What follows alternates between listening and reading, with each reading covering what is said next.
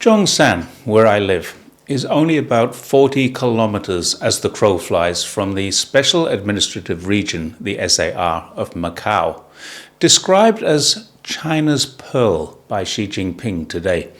The name is apt. Macau sits at the entry of the Pearl River, opposite Hong Kong, and in recent years has shown both robust growth and remarkable stability.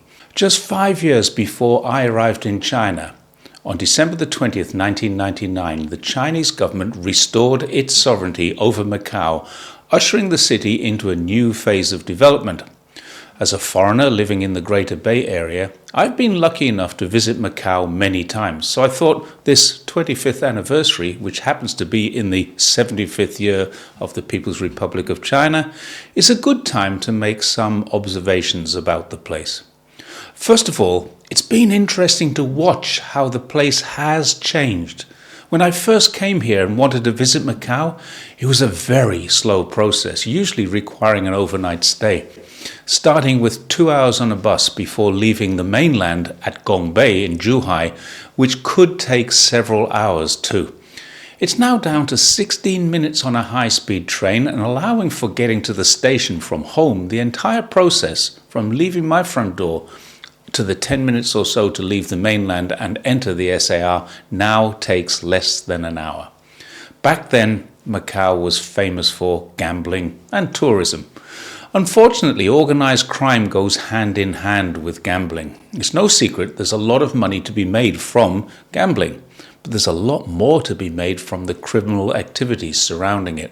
Money laundering is a problem Australia is experiencing right now, where the owners of Ladbrokes, one of the world's largest gambling corporations, are currently in the courts for money laundering.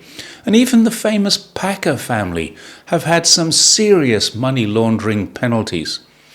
Like Las Vegas, Monaco, and every other place where gambling exists, organized crime has been part of it, and Macau was no exception. Prostitution was common to see in any of the casinos, plenty of European beauties parading around. If they're still there, and it would be very naive to suggest that they aren't, they are most certainly much more discreet than they were then. Surprisingly, at least for me, those businesses didn't appear to do very well. Or if they did, they were very good at hiding it from the government.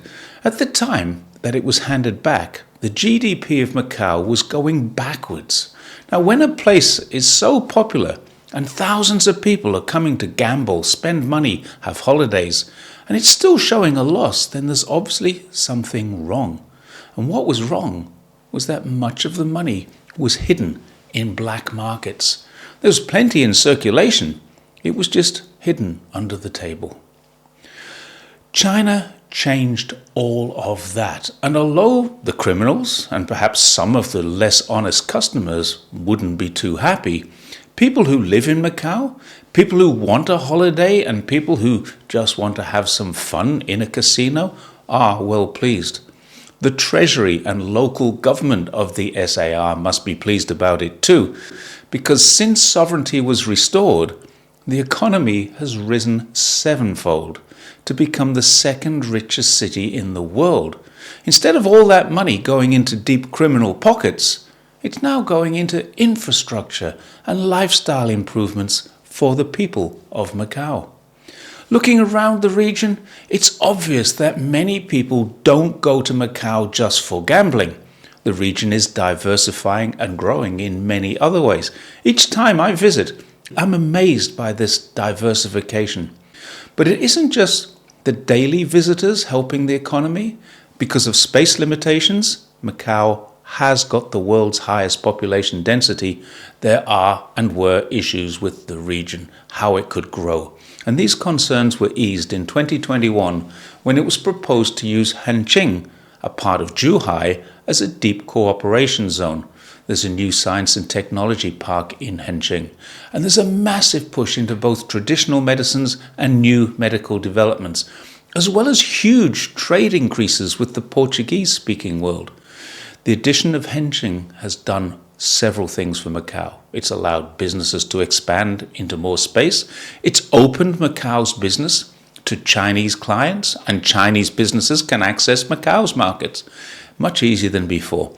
A great system of universities and science institutions is growing there too. But on a different note, there are now many countries, including Australia, able to visit China visa-free for 30 days. And here's a very useful trick for you to get the most out of a journey without the constraints of 30-day departures. Visitors to China can get to either Hong Kong or Macau very simply. And because of the one country, two systems policy, they've effectively left the mainland, meaning they can spend a few days in Macau or Hong Kong and then re-enter China's mainland for another 30 days. It doesn't get any better than that. Macau, if you want to see it, has a unique feature in that in the space of just a few minutes, visitors can walk out of an international hotel, turn a corner into an ancient Cantonese town with Lingnan culture, local foods and drinks, and moments later stop in a square that's reminiscent of Lisbon for a meal in a Portuguese restaurant. They can shop for global brands after lunch, and they can enjoy a legal card or roulette game in the ultra-modern casinos with all the glamour and glitz in the evening. Macau was once a poor outpost of Portuguese expansion into Asia, and it was a hotbed of crime and criminal activities. And it has, since returning to China, turned into a wealthy city with great infrastructure. It's recognized globally as safe, stable, and diversified destination for both tourists and businesses. No wonder Xi Jinping calls it China's Pearl. You really should, if you get the chance, go visit it. I just did. I've just spent 3 days there, and this video is the result of that. I'll talk to you again soon. Bye for now. Thanks for watching my take on China.